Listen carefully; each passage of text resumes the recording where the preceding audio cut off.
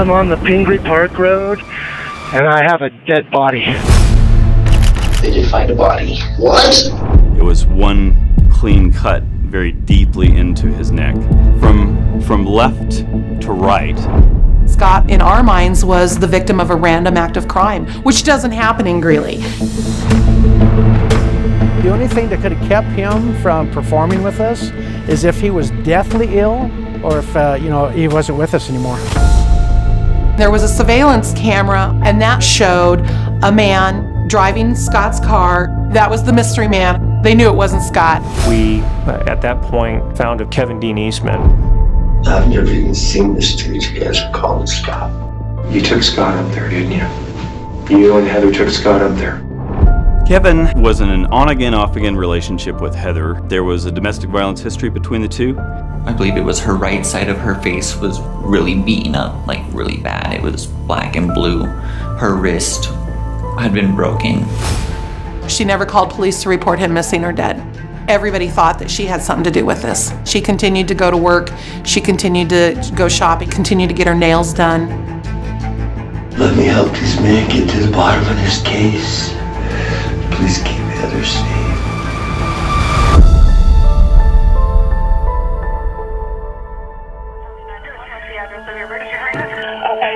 Your wife is in a bar. You said she's unresponsive. This is what he's going to tell you. How to get out of that situation. And I grabbed the gun. Trying to find the first place to put a body. No, sir. The only thing they could do was kill him. You want to say anything? We, the jury, and to find the defendant.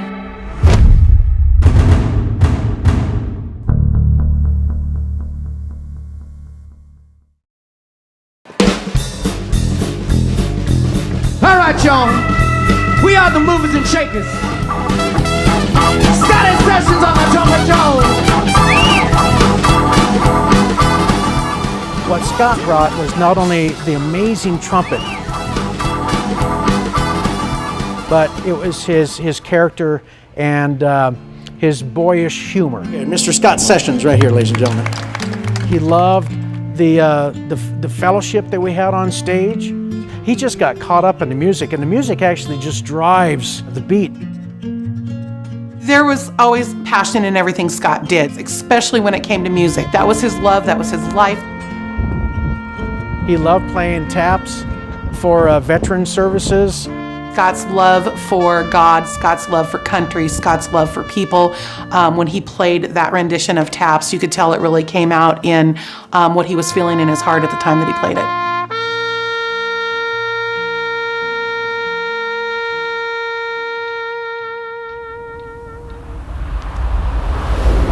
Good afternoon, Greeley, Colorado. It is February 8th, 2020. We've got your evening forecast here for you now. If you're going out tonight, don't forget your winter coat because it's another a snowy February night in his hometown of Greeley, Colorado. Scott was set to be part of the band for an Elvis impersonator.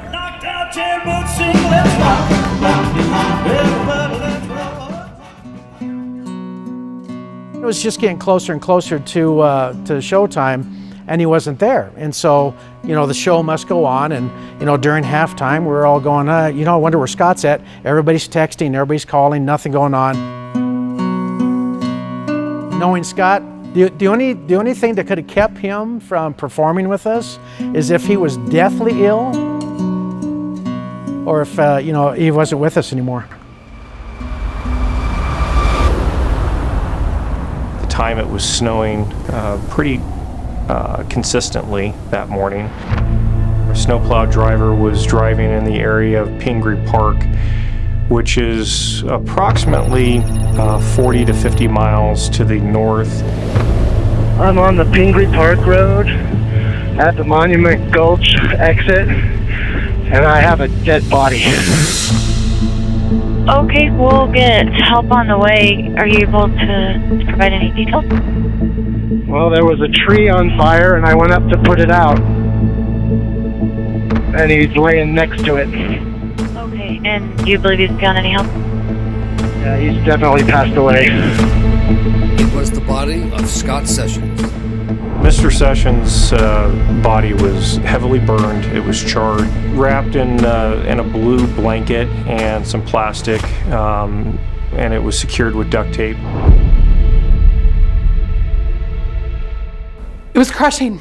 It was very crushing. Scott was not somebody that had enemies. Scott was not somebody that people didn't like. Scott, in our minds, was the victim of a random act of crime, which doesn't happen in Greeley. Now, bear in mind, I had a wife that was dying. I told her about Scotty was murdered, and her only response for the next 2 or 3 months she lived, who in the world would want to kill my Scotty? Who would do that to my Scotty? At Scott's home, detectives found the password to access his last Facebook Messenger conversation. And that was with a woman ultimately identified was Heather Frank. Nobody even knew that he had a relationship with Heather Frank. Not his family, not his friends, not even his band members. She was a waitress at Doug's Day Diner. She was known as a loving mother. She had 3 boys. She loved jazz music. She went to a lot of shows. We also knew that she had a history of alcohol abuse. On Saturday, February 8th, Scott was making plans to see Heather.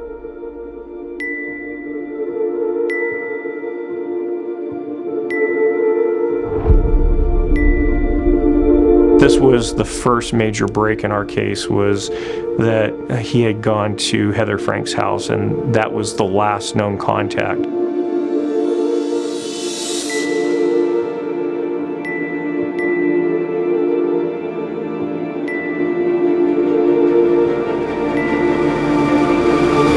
The second major break was when we found his vehicle parked in the King Soopers parking lot across the street from Heather's residence. And that surveillance camera showed a man driving Scott's car and parking his car and getting out of the car and walking away from the car the day after Scott was murdered. It was a little blurry. You couldn't make out a face, but you could tell that there was a subject that was wearing winter clothing and that he had gotten out and paid particular attention to the vehicle, walking around it several times. And when we found the vehicle, the floor mat was outside underneath the car, and the car was unlocked. The keys were in the ignition. That was the mystery man. They knew it wasn't Scott.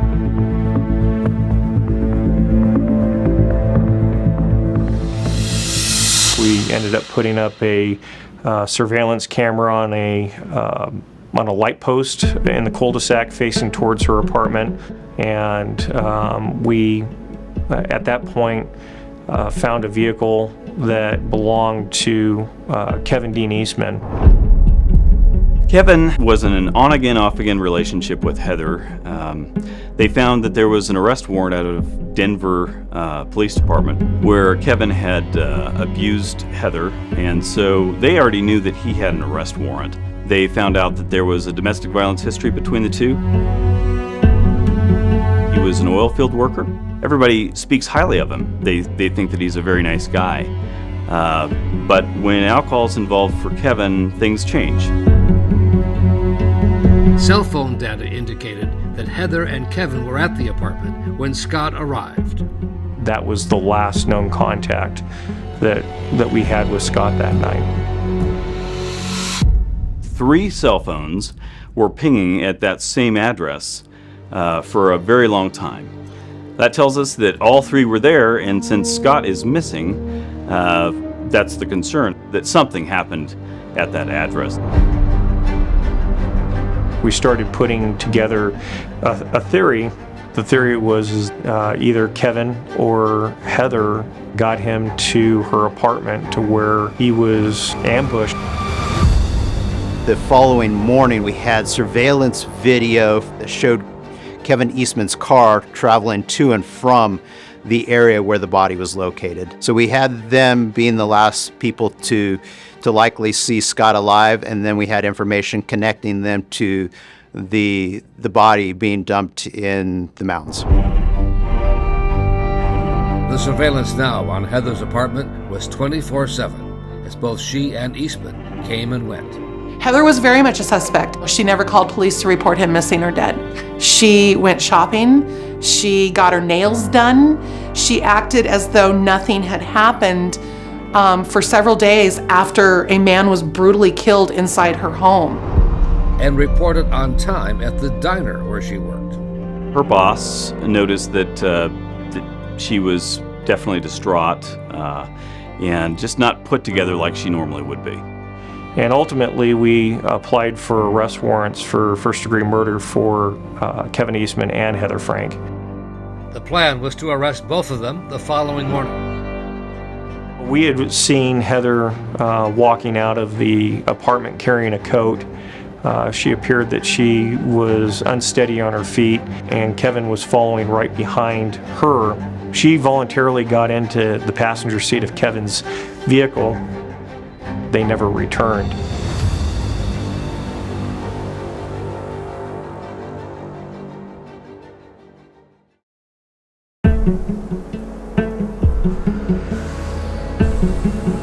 Early in the morning on the 16th, we realized that Kevin Eastman and Heather Frank had left her apartment about 5:30 the evening prior.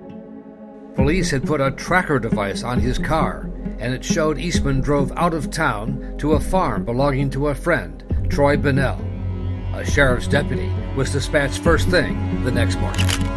He set up surveillance, used binoculars, and he saw that Kevin Eastman, he was able to positively identify him, was tending a burn pit. He followed him to a gas station.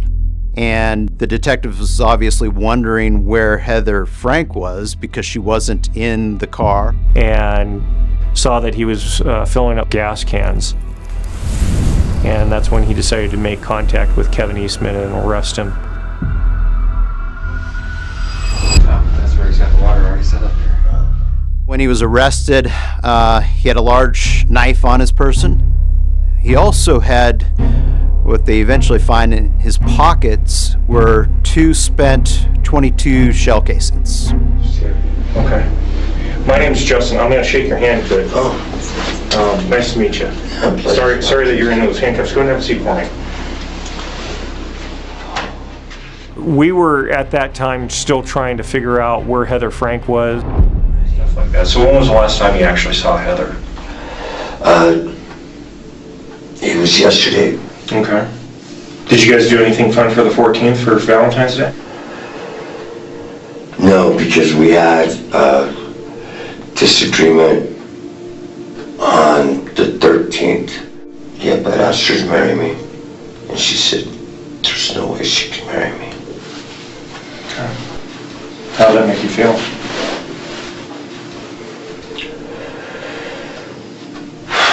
Deflated. Yeah, just like a worthless pile of shit. At the beginning, he's playing it pretty cool. He's cooperative with the 2 detectives that were interviewing him. So, the reason why we're here talking is because we have been looking at somebody's social media site, okay? And that person had contact with Heather last week, okay? And I'm sure that you've probably heard or seen stuff in the news about somebody disappearing from Greeley. Do you know anything about that? Is it a musician? Is it a musician? Yeah, he was a musician. Yeah, Heather showed me that on her phone. There's really a game of cat and mouse that begins being played by both parties, where he's trying to figure out what they know, and they're trying to withhold as much information as they can, but still progress the interview. And eventually they start disclosing to him more of the evidence that they had in their possession. You got to remember that we got your vehicle on camera driving up Highway 14 going to Hooter Canyon in a snowstorm. You took Scott up there, didn't you? You and Heather took Scott up there. I've never even seen this dude. You guys are calling Scott. Hey Kevin, there's something else we know too. Saturday night, you, Heather, and Scott were all at Heather's house. We know that. Okay, so why don't you walk us through what happened? Tell us what happened with Scott. Tell us about being there with Scott. Yeah. We know that you were there. I don't remember anything. Here's the thing, That dude named Scott. Okay. So you're at this house with Heather, with Scott, the guy that you know she has slept with. That would be awkward. That would be very Right. awkward. Tell us what happened there. You're with your person you proposed to a week later. Right. And Scott's there. I don't even remember anybody named Scott. But I know. Did you not know his name? No, I don't know his name. I don't think that you intended to go over there and hurt him. But it did. It happened. You went over there, you saw him, and you got upset. And things went bad from there. I don't even remember being there, guys. He claimed he wasn't at the scene, but then he started throwing out some other possible scenarios and hypotheticals. He's inferring that Heather Frank killed Scott Sessions the night before when Scott Sessions showed up for this date. Okay, she told me that she told him no, and he just kept going, and that he raped her. And I feel bad speaking ill of the dead, right? Because that's not very polite. And I feel bad breaking her confidence. Was Heather defending herself against this guy? You went over there, she freaked out, there was a mess, and being the devoted partner you are to her, You helped her, didn't you? you cleaned up Heather's mess. It's okay. Well, I know that I should love her a lot. As the interrogation was underway, detectives carried out a search warrant on Troy Bunnell's ranch looking for a possible murder weapon. I don't know how these got like that, but it's okay. But Other detectives were searching Heather's apartment. Mr. Easton actually gave us a challenge while we were there that says if our crime scene people were actually worth anything, they would find the blood. If you guys' snacks are any good, they'll be able to find it for sure. So there was a lot of blood there. Describe it to us. It had to be someplace serious for that amount of blood. Where was the blood at? Everywhere. Everywhere. That was a very strange statement. It puts Mr. Eastman there. It puts him in the crime scene. It was, it told me that he knew that this was a very violent crime. Please, dear Father, let me help this man get to the bottom of this case. Please. Please, God.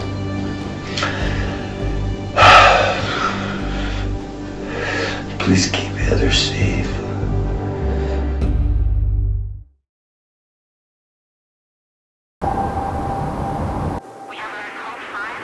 We were still trying to figure out where Heather Frank was. She had an arrest warrant out for her. Everybody thought that she had something to do with this. Detectives had worked into the evening hours, searching the property belonging to Troy Bunnell, and he was brought in for questioning. I know it feels like I've been stalling for time here, and I have a little bit, because sometimes I get information that I'm not allowed to share, and I gotta wait until they let me share it. Okay. Everything was dark, but toward the end of the day, They did find a body. What? Yes, sir. With 2 gunshot wounds to the chest, wrapped in plastic and baling wire, underneath a pile of stuff that was scheduled to be burned. They believe it's a female, so obviously you know what we're thinking. That it's Heather. Jesus Christ! In the other interrogation room with Kevin Eastman, detectives were also getting the word. And you can see them getting information through their phones. Whatever had her upset, I don't know. So we found Heather. And Heather is in the same condition that Scott is.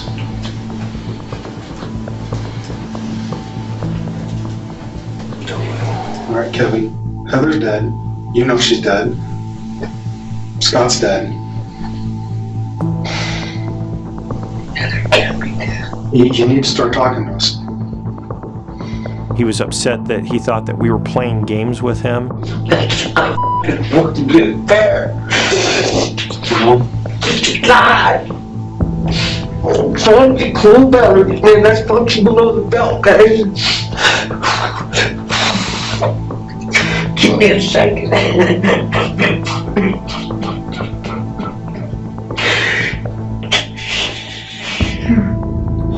Kevin, breathe. Okay. Hey, Kevin, pick your head up and breathe, okay? In and out. In through your nose, and out through your mouth. At Heather's apartment, the forensics team found the pool of blood, just as Eastman had predicted they would, after pulling back the carpeting and a black rubber mat. There was so much blood that came from Scott's death that the blood soaked through the carpet, the padding, and into the surface wood of the floor. And detectives believed the blood told the story of what happened. Kevin probably hid behind the door, and as soon as Scott walked through, it was a surprise from behind. It was one clean cut very deeply into his neck. From left to right, and it spanned from all the way around to the back, right beside the spine on the right side. He was caught from behind and ambushed. And detectives suspected that the messages Heather had sent to Scott were actually sent by Eastman using her phone. You were setting this guy up. You were going to ambush him. Why would I set him up? Why would I just? Because she's saying it. She's a whore. That's what she does. She's having sex with him, and it was the final straw. You set this guy. Kevin, I'm just telling you what some people might say. Right. You set this guy up. You lured him to Heather's house. You killed him. Okay. And detectives discounted Eastman's claims that it was Heather who killed Scott Sessions. We don't really know what Heather was doing. She may have been forced to watch. I don't think that she would have had the physical strength to commit the murder. I don't think it's likely. But there was still suspicion about the role of Troy Bunnell in Heather's murder. His DNA was found on a cigarette pack that was wrapped up with Heather Frank's body. And Bunnell was evasive when detectives questioned him about what happened to Heather. Okay. Well, and obviously we're trying to figure out how that body showed up on your property. Me? Me? I don't even know this. I don't even know who this guy is. You know, I'm just not that guy. Okay. He had no motive or reason to want to kill Heather Frank, whereas Kevin Eastman did, namely that that Heather was the witness to his murder of Scott Sessions, and therefore that she was the one that could turn him in. We're not lying to you. Everything that we've talked about, we've told you is the truth. And you know it's the truth. Heather is dead. I think that we were just getting closer. He got to a point where he said, "Can I get a lawyer?" Sorry, guys. Thank you. I'm sorry I let you down.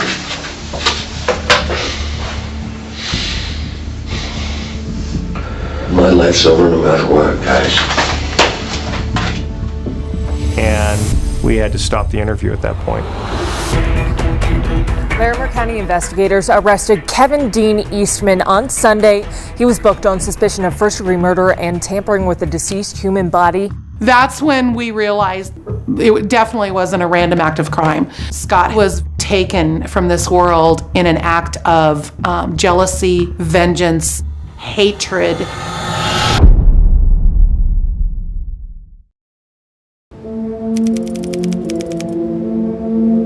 Kevin Dean Eastman is standing trial for the murders of both his ex-girlfriend, Heather Frank, and her love interest, Stanley Scott Sessions. It was emotional for a lot of people. Everybody knew Scott either from high school or from music or from church, and that is just the small town feel that Greeley has always had. And the prosecution may deliver their opening statement. Good morning, ladies and gentlemen. Power, control, coercion, and revenge. At its very core, this case is about domestic violence. These hands killed Scott Sessions and Heather Frank, wrapped their bodies in plastic, set one on fire, and was preparing to burn the other. These hands are the hands of the murderer. These are the hands of the defendant, Kevin Eastman. All the credible evidence in this case, all of it, will lead you to one person. It's a person you've already met, and that is the defendant, Kevin Eastman. The prosecution's strongest physical evidence was the blood of Scott Sessions found on some of Kevin Eastman's clothing. So that certainly helped connect him to the Scott Sessions murder. And Eastman's DNA found on the baling wire used to wrap Heather's body. And that was really significant. But investigators could never definitively link the knife and the shell casings found in Eastman's possession to the two murders. It was very much a large circumstantial evidence case. There were, some weapons that weren't found at all. Does the defense wish to deliver an opening statement? Yes, sir. An early hunch became an assumption on which this case was built. And that assumption was that Mr. Eastman was the type of person who was violent in the past with a partner, so he would be violent with anyone in the future. And that assumption was that he must have been so irately jealous that Miss Frank had moved on to someone new that he slit someone's throat and took life. But these assumptions, like most, were inaccurate and not based on actualities. It was obvious that he was going to try and paint Heather as the killer of Scott Sessions. Now, when Mr. Sessions' body was located at Pingree Park, they wanted to know who was it that wrapped Mr. Sessions' head in duct tape before his body was burned. And the DNA on that duct tape was Miss Frank's. They painted a picture that Heather had killed Scott because Scott had raped her. The victim was being put on trial. Over 2 years of investigation, and the government will still not be able to show you any murder weapon. They will not be able to tell you where Miss Frank was killed, and they will not be able to present you with any forensic or physical evidence that connects Mr. Eastman to either homicide. You will have doubts. You will have hesitations. And because you have those doubts, because you have those hesitations, the only verdict will be not guilty. Thank you.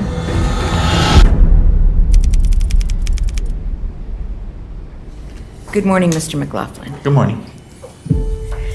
Who is your mother? Well, she was a beautiful lady. What was her name? Heather Frank.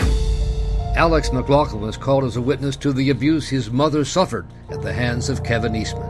Mr. McLaughlin, how would you describe the nature of the relationship between your mother and the defendant while they were together? I would say toxic. Can you describe for the jury, first of all, what injuries that you saw on your mother? When I seen her, she had a slash in her throat, like a knife, like a cut in her throat. I believe it was her right side of her face was really beaten up, like really bad. It was black and blue. Her wrist had been broken. And do you know if your mother ever reported that incident? Not that I don't think so.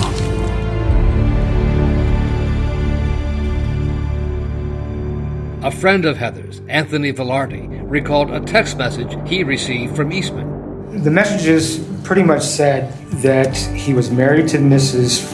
Frank, to leave her alone, or he was going to, can I say it? Yes. He was going to kill me. He was going to stab me in the face, in the neck. He was a roughneck. He worked in the oil field, blah, blah, blah. And no one will find your body. Correct. The prosecution wanted the jury to understand why Heather never called police after Scott was killed. Could Heather have saved Heather? Could Heather still be alive today had she notified police? Kevin may have been threatening to hurt her children. She was doing basically what she had to do in order to survive herself. And at some point, that didn't last anymore.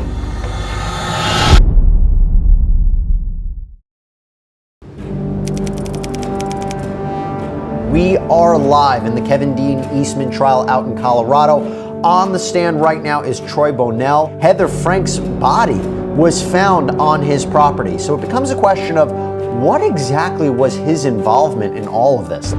Let me advise the jurors that Mr. Bonnell has a pending criminal case. One of the hard parts of the case was proving that it was Kevin Eastman that was responsible for shooting Heather Frank and not Troy Bonnell. Did you have any involvement in Heather Frank's death? No. Did you have any involvement in wrapping up her body in plastic and baling wire? No. Did you have any involvement in moving her deceased body at any point? No. Ms. Devereaux, you're welcome to conduct cross-examination. Mr. Bonnell, you're still under oath, okay? Thank you, sir. Good morning, Mr. Bonnell. Good morning. They beat him up pretty bad. He was impeached by a lot of his prior inconsistent statements. And you told Detective Schall, quote, that you did not even know these people, referring to Mr. Eastman and Miss Frank. Did not know what? You said, and I quote, that you, quote, don't even know these people. Correct. And then his evasive answers when detectives asked him why his DNA was found on a cigarette pack next to Heather's body. I had no explanation. Right. Other than... No, I'm asking the questions, okay? You could never provide Detective Porter or Detective Geyer on that date an explanation. No. And they told you that this was a problem. Okay. Yes. They told you it was likely a problem that needed to be fixed because someone could use it to paint you as a suspect. I don't recall that conversation. Troy Bonnell was an easy target as an alternate suspect. He was involved in some shady things, and he had a significant prior criminal history that didn't paint him in a positive light, for sure. You have been asked a lot of questions on cross-examination where you said you couldn't remember. Yes. Sir, did you have any reason to kill Scott Sessions on February 8th or February 9th? No. Were you involved in that death in any way? No. Or the cover-up of that death? No. Turning to 1 week later, February 15th into the 16th, did you have any reason to shoot Heather Frank twice in the chest? No. Were you involved in that act? No. Did you have any reason to cover up that murder? No.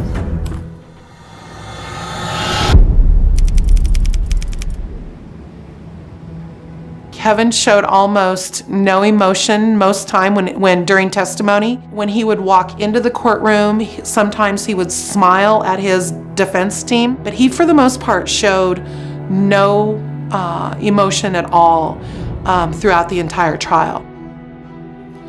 And the prosecution may deliver their closing argument. Good afternoon, ladies and gentlemen. This tragedy, this loss of life, had one common denominator. It was Kevin Eastman. And it was his actions, and his actions alone, that resulted in the deaths of Heather Frank and Scott Sessions. But they didn't just die. They were brutally murdered. One ambushed, one shot to the heart. Coincidence? No way. every piece of credible evidence in this case points to one reasonable conclusion. He is guilty of each and every one of these crimes. We'd ask that you return verdicts consistent with that finding. Thank you. Thank you. For the defense's closing, lawyer Ashley Morris presented an alternative theory of what happened. He did not kill Mr. Sessions. He did not kill Miss Frank. Miss Frank killed Mr. Sessions, and Mr. Eastman helped in the aftermath, as did Mr. Bonnell. She took matters into her own hands. She made him pay for what he did to her. And then Mr. Bonnell panicked, and he killed Miss Frank, concealing her body on his property and concealing her death from Mr. Eastman. You may not like Mr. Eastman, and you don't have to. He certainly made mistakes.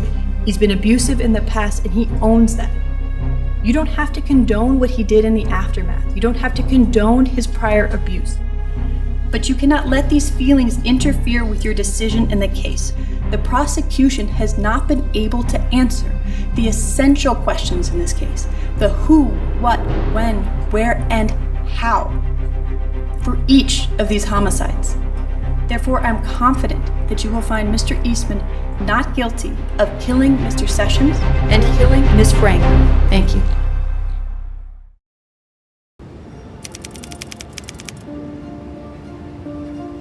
Good afternoon. You're welcome to be seated. I was sitting next to Scott's father in the courtroom when the verdict was delivered. And as it relates to count number 1, murder in the first degree involving victim Stanley Scott Sessions, the verdict reads, we the jury find the defendant Kevin Dean Eastman guilty of murder in the first degree. Stan fist pumped, and that was all he did. He just fist pumped, and then he bowed his head and he prayed. As it relates to count number 2, murder in the first degree involving victim Heather Frank, the verdict reads as follows. We, the jury, find the defendant Kevin Dean Eastman guilty of murder in the first degree. There was no reaction. He just sat there. There was no, he just sat there. He just sat there and stared at the judge as the judge read guilty after guilty after guilty, 7 different counts. Thank you for your time. You can't get any better than guilty on all counts.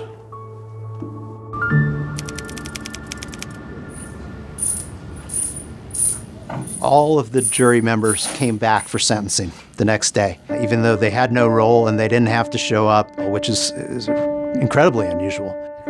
I would like to start by inviting Stan Sessions up to the podium. Stan Sessions is a pretty amazing man, and it was incredibly powerful. It was a statement truly from the heart. But Scott's father also wanted to set the record straight. Now, Scotty wasn't perfect. None of us are, but he loved his family. It pained my heart to hear the concocted story of him raping somebody. Never, ever, ever, ever in 54 years ever had a complaint like that in his life. He was not that kind of guy. Now, finally, I am truly a Christian man. Believe in the Gospels of Christ completely. With that, it was incumbent upon me the last 2 years to find a way to forgive this man for what he did. Because I don't want to carry his burden on my shoulders. I will not let him or anyone else determine my happiness for the rest of my life. So, Mr. Eastman, I have no quarrel with you. I hope and pray that you'll take advantage of the services of the prison system, that you will find God in your life, and that you will find a way to become a better person. I believe deeply in my heart that the right decisions were made. Thank you. Mr. Session, on behalf of the state of Colorado, our condolences for the loss of your son. Thank you very much. Thank you. My mom was more than just my mom. She was my best friend. The memories we had together I will cherish forever. I miss her every day and will continue to miss her every day. And for that reason, I'm standing here today to say, Kevin, I have not forgiven you yet. I no longer have hate for you, just disappointment that you decided to do the unimaginable act that took not only my mother's life, but the life of Scott Sessions as well. I pray that one day you will come to the realization of what you've done. I would lastly like to say that my heart and prayers and condolences go out to the family and many friends of Scott Sessions. Thank you. Alex, your mom would be proud of you. Thank you. And our condolences on behalf of the state of Colorado. Thank you.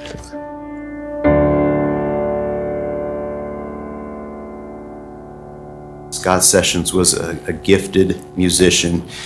Music was at the center of his life. And I would like to play a short video and wrap this case up on that note, if I may.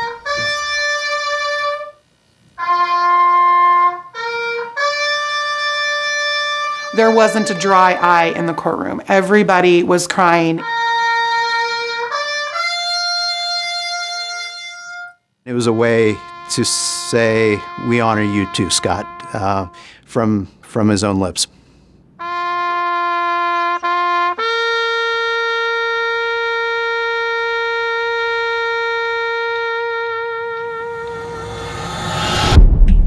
Mr. Eastman, you don't have to say anything. Is there anything you would like to say? Mr. Eastman does not wish to make a statement at this time. Thank you. There is no death penalty in Colorado, and the only decision for the judge was whether to sentence Eastman to life with the possibility of parole or for his natural life, which means no parole.